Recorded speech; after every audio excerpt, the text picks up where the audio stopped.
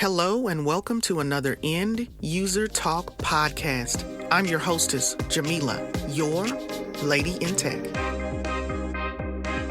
Hello and welcome to the End User Talk podcast. This is Jamila, your host.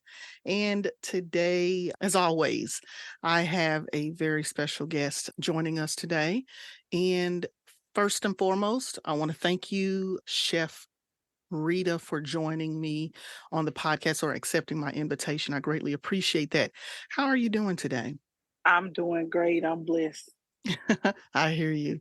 Well, if nobody caught that, I did say Chef Rita. So what I'm going to do, if anybody was wondering who we would be talking to today, that gives you a little bit of a hint. So before I get started, just to give a little bit more context, Chef Rita, do you mind giving us a brief introduction of who you are and what you do?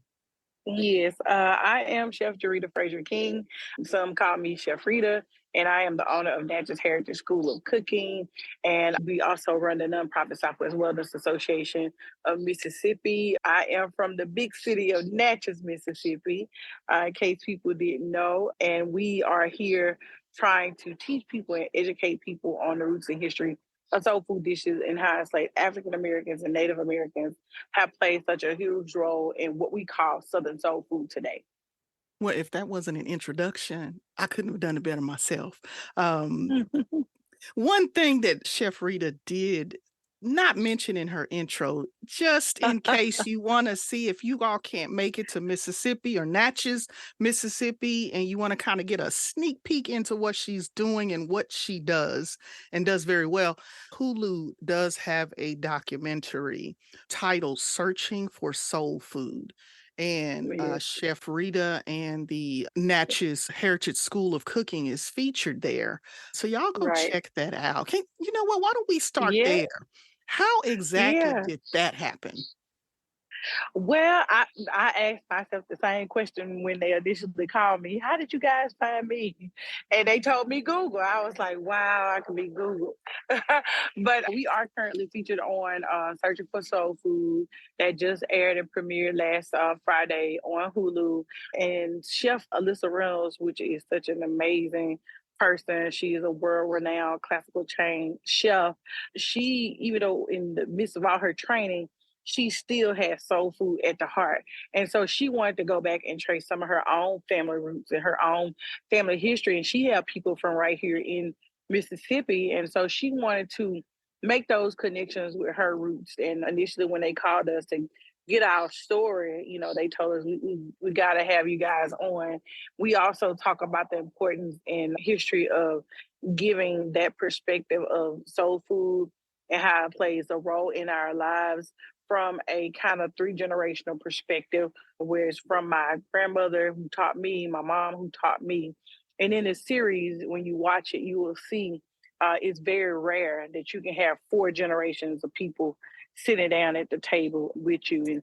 And unfortunately, before this series aired, we did lose my grandmother, but and the blessing is I will have this forever to cherish those memories with her. And so, you know, she is on a journey, Chef Alyssa, to trace the roots and history. And she goes to all these various different cultures to show how connected we are through food, and we just don't even recognize it or realize it.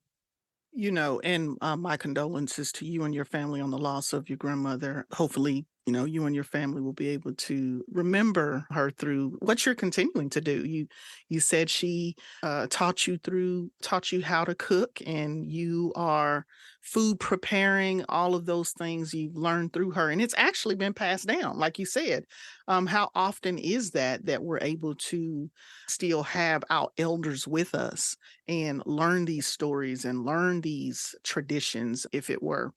So I hope everything will work out with you all, and you all can continue to honor her through everything that you're doing here with your school and all of the other areas that you're spreading the good, if you will. Yes, yes. So, and one thing about us is with family, my grandmother was one of 14. So we come from a very large family.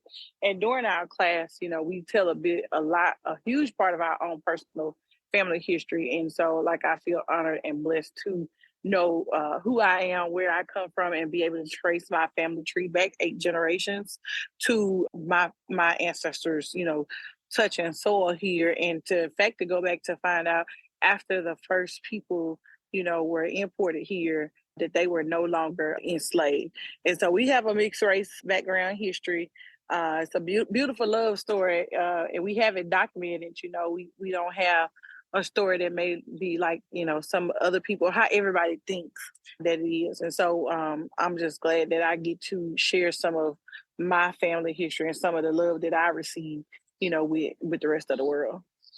Now, I did have the pleasure of watching the documentary myself, so, uh, I did enjoy your segment.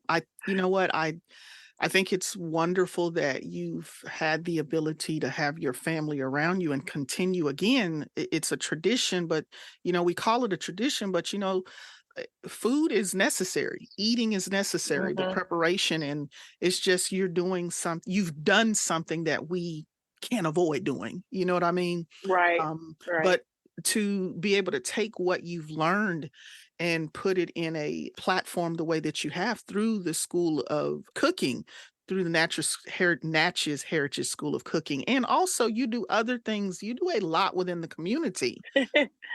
Yes, we currently, like I said, one of the things too is right now in Mississippi, we are number 2 now. We're not number 1 anymore, but it's still not good for having the most obese people here. And so we deal with a lot of those health disparities here in Mississippi.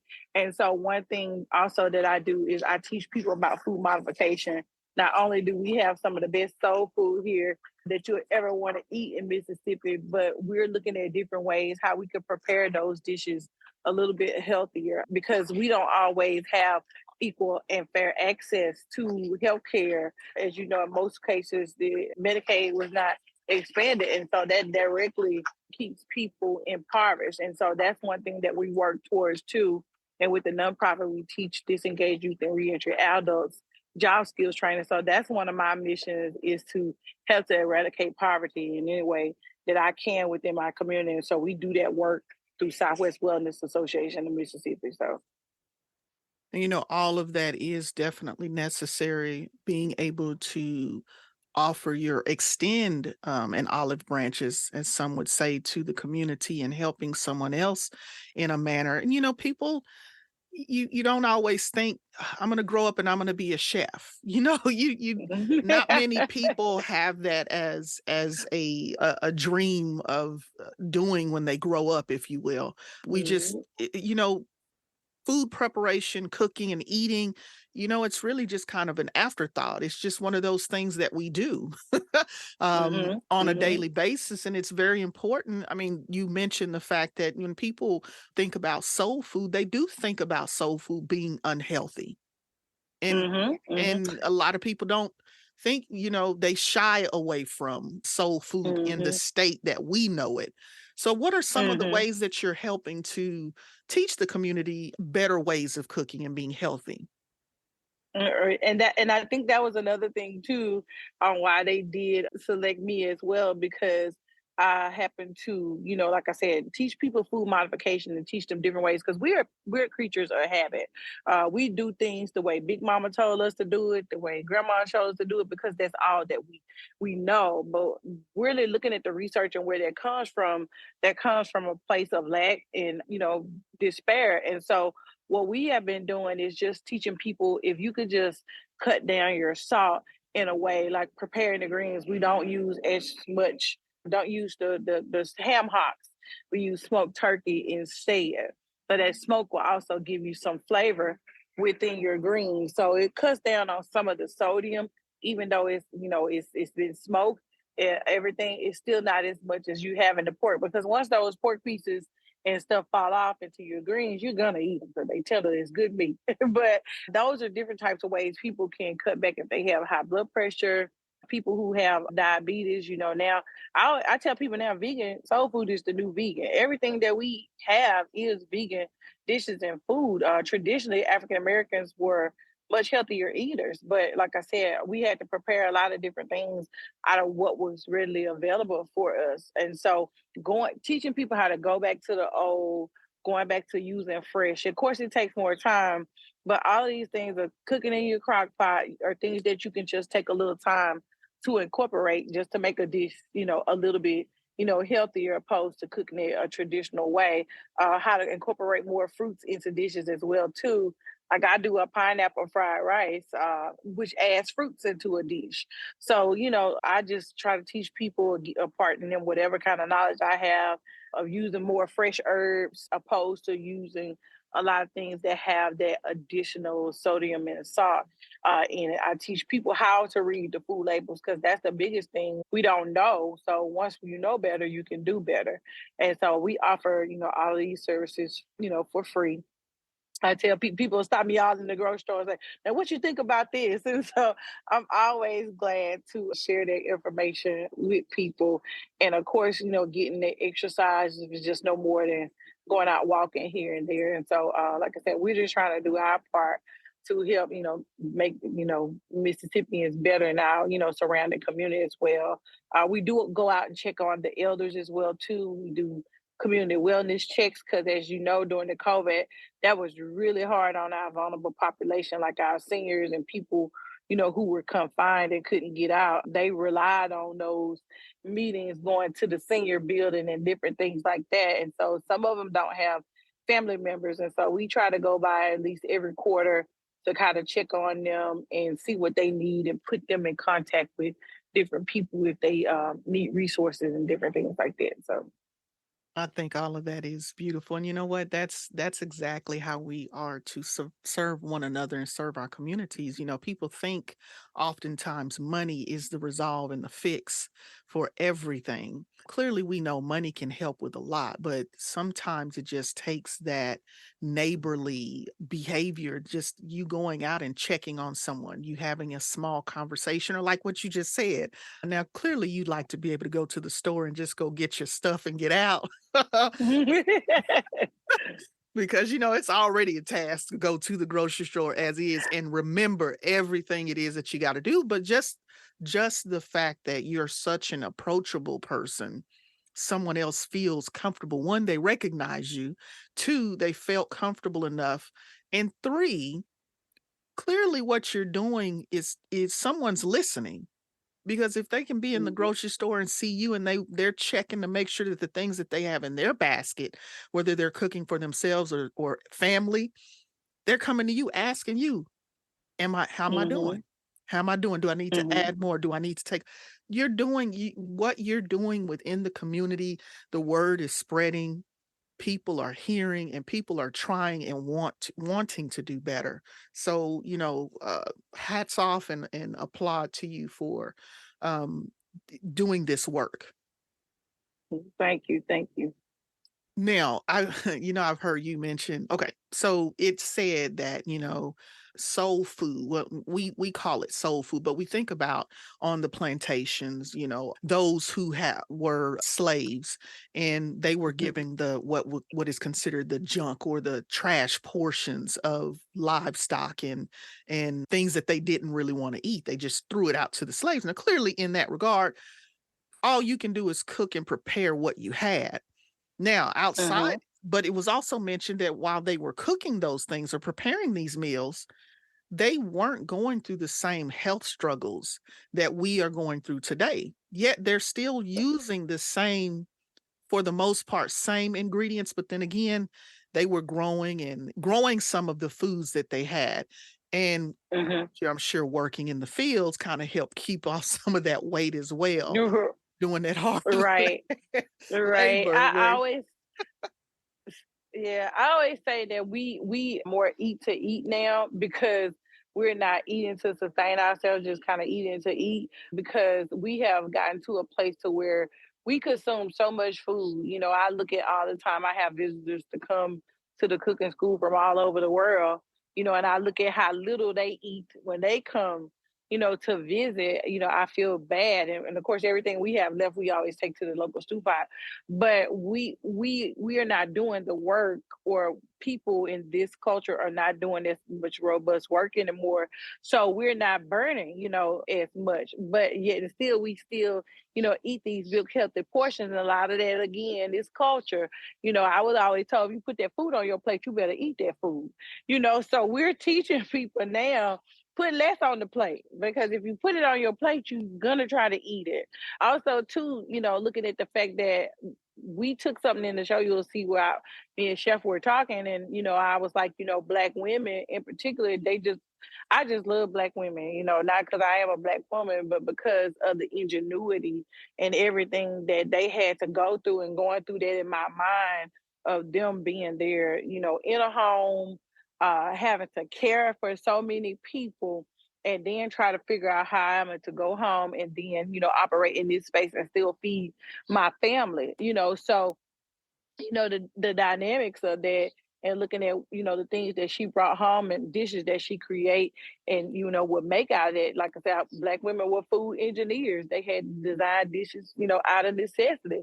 And today it's a delicacy. People come from all over, the world. I have a daughter that's in California right now, and she is losing her mind because neck bones are $9 a pound, and so she don't know how to handle that because she's used to eating those, and that's a fairly lean meat. Once you take the fat off of it, it's a fairly lean meat. So I don't think that food was as unhealthy when you look at pork and them frying with grease. Is a hydrogenized animal fat your body could process it a little better because the pig is very close to the human body.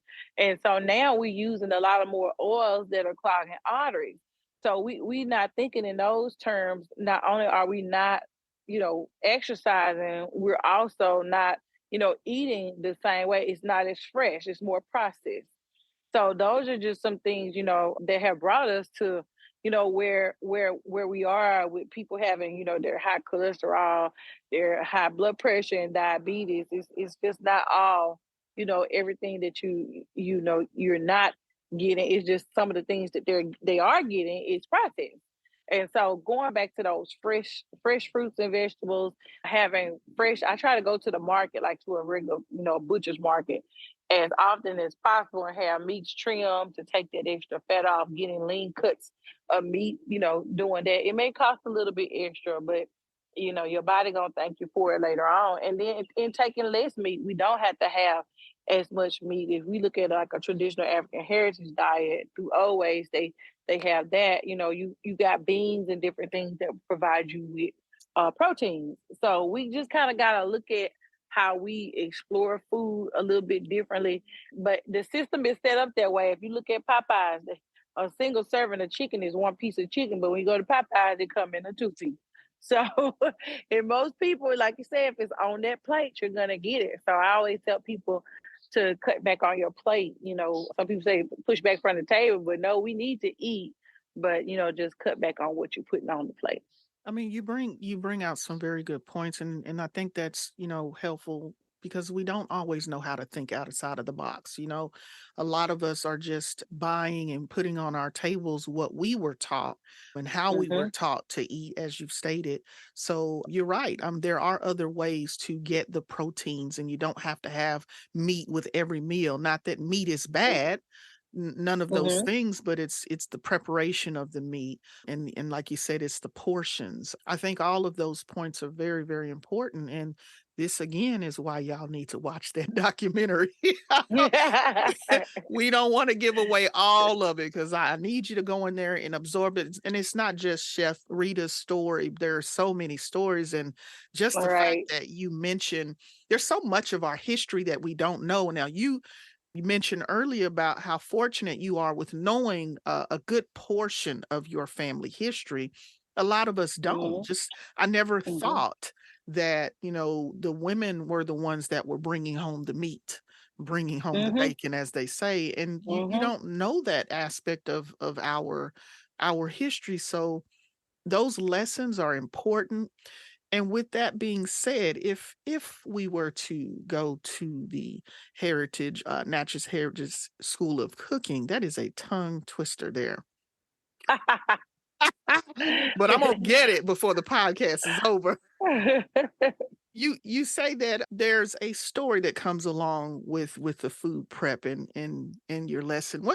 What type of story or what kind of story would we be privy to hearing if we Well, so present? I can't tell you all because you have to come to get it. That's But right.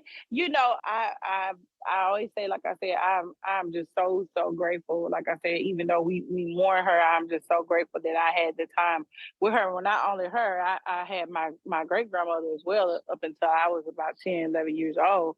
So, I've been there watching for a while. It was kind of like I was sitting on the bench, but I've been watching for a while and just learning, so much about why we do so many things. My grandmother always talked about the time, she was 13, not having to come out of school and then go and take care of her grandparents. And her grandmother actually, her name was Beulah too, and she being, half native. And so some of the things she learned, those old family secrets and different things, this is, you do this for this, you do that for that. I'm able to take some of that and then put it into food science. I tell them my story about my red beans, and it's my funny story that I tell. My husband always said he should get paid extra for it because he's in the story. But talking about how you have gases and beans and how that affects you with having gas in this after you eat, and different things like that that people just not aware of. Why people do this for this, or you take this for this, apple cider vinegar and garlic. You see a lot of these things now that are new health trends and all of these medications that you're buying in the pill. It's stuff that we've been told and been doing forever. You know what I'm saying? So it's kind of like, dang it, I probably should have thought about doing this earlier. But like I said, those are things, Robitussin would ever bought out the store. You was gonna do some lemon and peppermint and some of that old bootleg, and it was gonna do the same thing as that Robitussin. So, like I said, I'm able to kind of put some of the things that they share into, a food science or into health matters, like medicinal different things that they have. And I can explain the whys because I would never ever forget whenever I would ask her, why would you do this way, grandmama? Why I need to do it like that? Or why should I do this step before this step? She would always say, I don't know, that's just what the old folks say.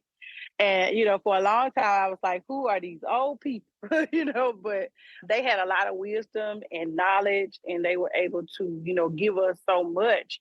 And so that's why I've been telling people, too, don't sleep on going sitting in there talking to your grandmama, taking that day or that Sunday and going and sit down and talk with her because they have so much knowledge and information. And because that generation, a lot of them, that 80 and 90-year-old, they were just getting into that era. Well, like I say, even with her, she had to leave school at 13. Their reading and writing skills were not, not the greatest. So we don't have any recipes written down. We didn't document. And so this is the last opportunity that we have to get these things documented so that we can have these things to pass on to our generation. And with that, one thing that I'm doing, and we're working on it because it's a process, is our cookbook. It's called Things My Grandmama Told Me. And it's going to be an interactive cookbook where you can do these recipes with one of your family members. We encourage people to take pictures. It'll have a space in there for you to put the pictures in, and it's designed to be a coffee table cookbook so that it'll be something that you could pass on from generation to generation. You know what? I think that is a very innovative method, especially with today's technology. Most of our young people are really not just young people. Most of us are our cell phones, our tablets, are tied to us. We can't function without them. So I think that's very innovative, and I want my copy too. I guess that's going to be in an app. It's digital. Yes. We'll But I we'll mean, have to it's send it to yes, you. please do. Put me on that list. But you're talking about, most of our history and all of that, everything that you're saying with just not being able to complete school for whatever reasoning. There are various reasoning, and not being able to have the ability to write or even read. A lot of our history is verbally told. It's told through storytelling. And that's those Hmm. stories that we had when we were fellowshipping. Now you're making it to where you're incorporating that by storytelling through food preparation and fellowship. And it's interesting, and it's an interesting method in order to help memories, help that you retain certain information is as you're telling how I'm preparing or how this came about, you got a story with it. Someone they'll remember that. It's more memorable and they'll take that away with them as they go into their kitchen, into their All homes, right. and they're trying to prepare food or make meals for their own families. And we ask people too once they leave. Of course, we don't work. We working on the cook, but we ask them to send us back, a picture with them and their family, and we send them back, a certificate, from our family. So they have something. Then they can also still put, on their wall. There's some memory for them because, like I said, memories last, for forever. And so, like I said, we just have to cherish those things because, like I said, once our elders are gone, the information is gone forever. That's true. That is so true. Chef Reed, I do have a question for you. I want to ask you if you had a food truck, what would you serve? Well, I most definitely want one. We try to get around to it, but one thing at a time. I'm actually wanting to put together, and I'm telling everybody, whoever is watching, please listening, share it. They're doing my favorite chef voting. I am on there starting this June the 12th. You can vote, vote for me, Chef Rita, Jarita Frazier-King.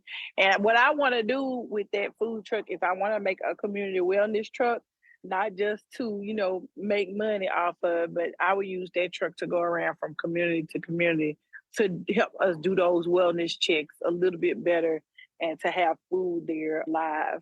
Of course, I will have some good soul food coming off of there as well too, but most definitely so I can be able to go around and service the community a little bit better. Okay, well, if that food truck came somewhere near Texas, where I am, best believe I'm gonna be on that truck getting me a plate and getting my Well, health readings as we're gonna have to well. come to Texas and make you some black eyed pea and collard green fritters. And like I said, people gonna have to just watch the show, but we hoping those are gonna be in stores soon. I always I'm a Tinkerbell cook. I love to take different flavors and mash them with this, or take a salmon and put a nice orange glaze or something on it and put a little spice in it. We're so close to Natchez is like 1 year older than New Orleans. They call us the Little Easy.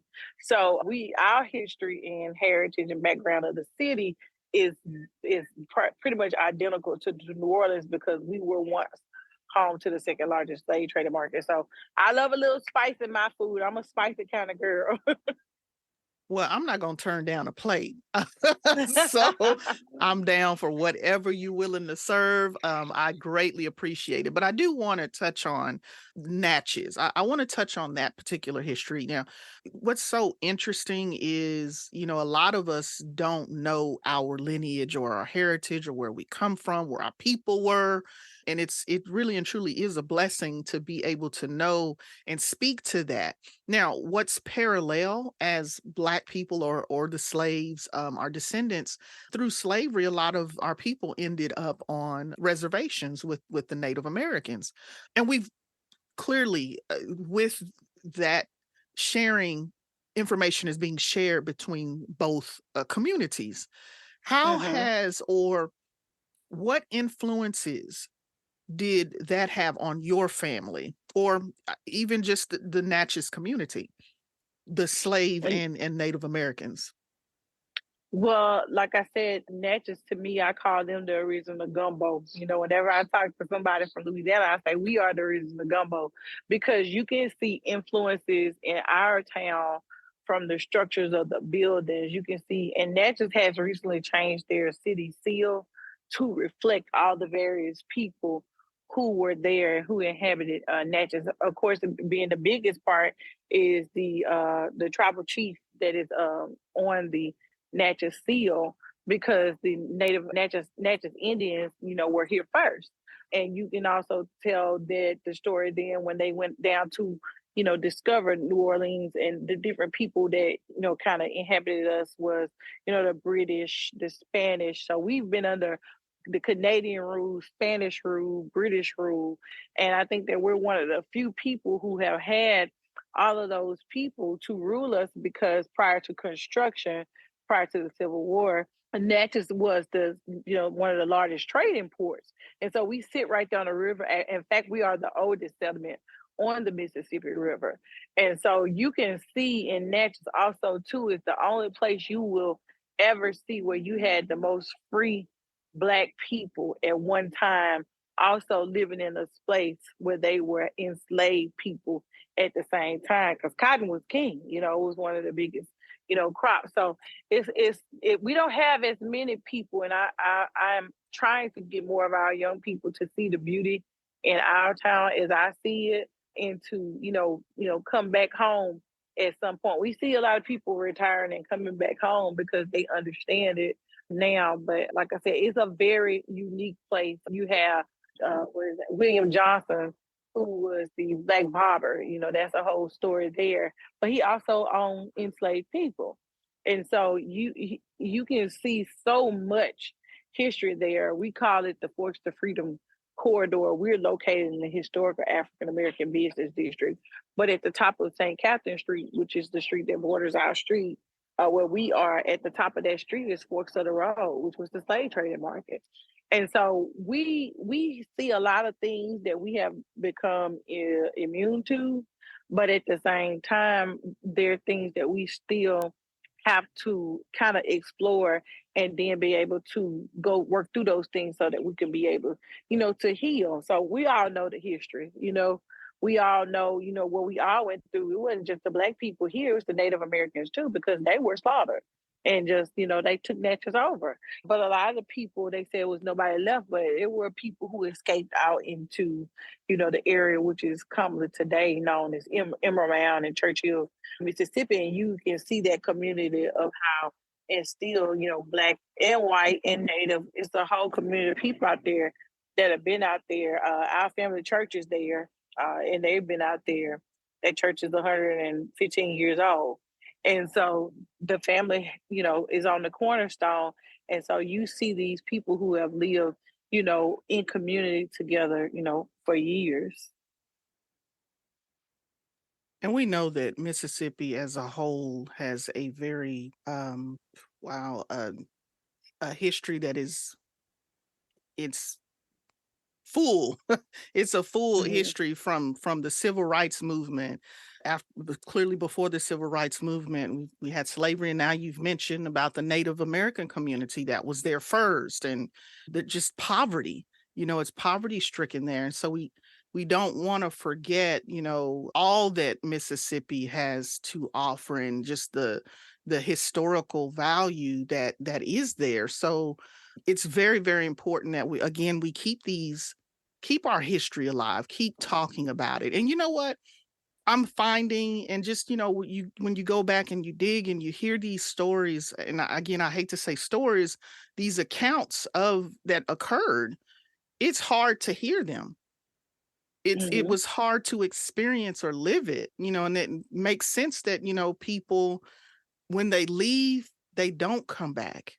They don't go Hmm. back home because it's that memory is so hard because people struggle. There is just not a whole lot of positivity when you think about sometimes going back home. But Hmm. outside of that, there's a lot of history there that is positive, a lot of things that we should be proud of. I mean, the good, you gotta take the good with the bad, sometimes, Right. you hear us say, but Right. there's the things that you're doing, just having the knowledge that you have, the experience. And again, you are being so open, you're so approachable, and you're sharing and you're serving, the community and helping it grow. And like I said, it takes some people a little bit longer to realize, where they came from. And sometimes you think if life had just been good, peaches and cream, what Mhm. what kind of person would you have been? What would your focus or your initiative in life have been? And you think about the individual that had gone through something harder. Now we all deal with adversity differently, but some of these things are what make us. Mhm. We have these Yeah. things, we're exposed to certain things, whether it be by force or by choice or by our own decisions. You have no control over, but what are you going to make out of it? Right. What are you going to And do with it? what you gonna do with it? And that's the real question of, if you just have a little, like I said, I even had my great grandmother who served as the church missionary. And so, you know, with her having 14 children, I don't ever remember a time where if like I said, my mom said they were poor, but they always made it look like a bunch of love, a bunch of, food was always there. Nobody went hungry.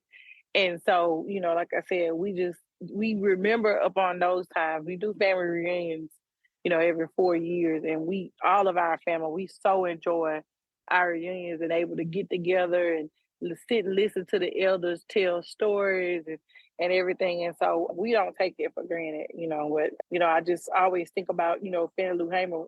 She said, never to forget where we come from, and always praise the bridges that carried us over. And so that's one thing that always, stick with me as being a Mississippian is, don't ever forget about where you come from, no matter what. I don't care if I blow way up and move to Hollywood, I'm still I'm never gonna forget about Mississippi.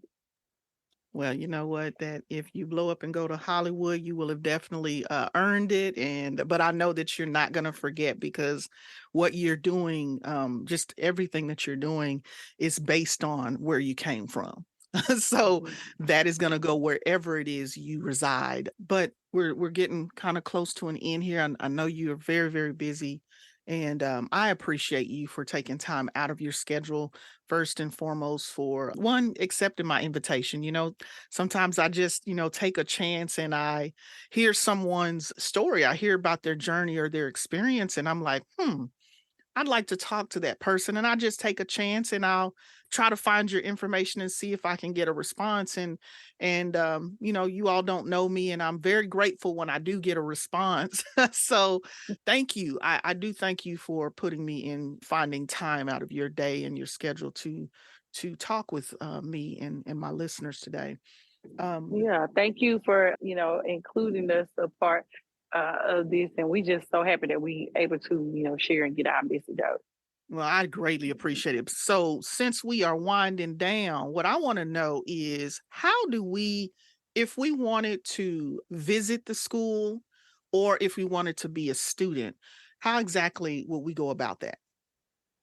So again, I wasn't always really big on social media, but over the past couple of months now, my little agents, my children have been working on that, and so we're gonna have our scheduling system that will drop in probably about 3 weeks, where you can book classes, and you'll be able to have those hours where you can come in and eat.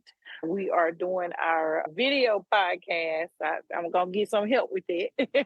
Our Right. video podcast will be coming out and those things, and it's gonna be the Cast Iron Skillet Chronicles, to where we can talk to people, and they'll be able just to kind of hear, just some things over conversation, and they'll be able to learn some things. I find that a lot of women, particularly, nowadays, and they be like, I don't know how to cook, and I feel so sad, about that. And it's not about catching a husband or anything. It's just that cooking, can be therapeutic, for people as well too. And that's, you can be in a space and be alone and, kind of do some healing too if you need to, because of the therapeutic part of it. So I want to be able to help, young women who may not, have received, those skills, growing up, and, women even younger than that, because they've taken home economics out of most schools nowadays. So, especially here in Mississippi, they don't have those classes or basic life skills things that women need just to, survive or to be able to be successful at taking care of a family.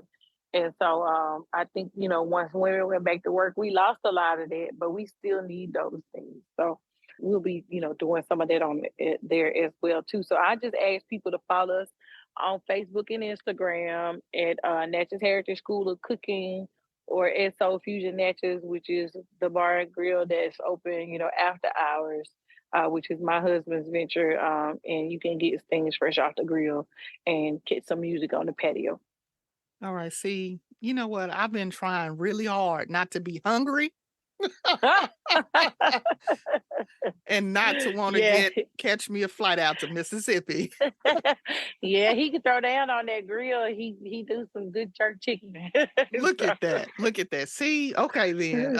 Well, what I'd like to do in addition as we close, I always like to give my guests an opportunity. And you've already given us a lot, but in the event there's something that we missed. First off, if there's anyone you want to give shouts out to, say thank you in memory of or any projects that you have on the in the future here. This is your Mhm. opportunity, please, and let us know again where to find you.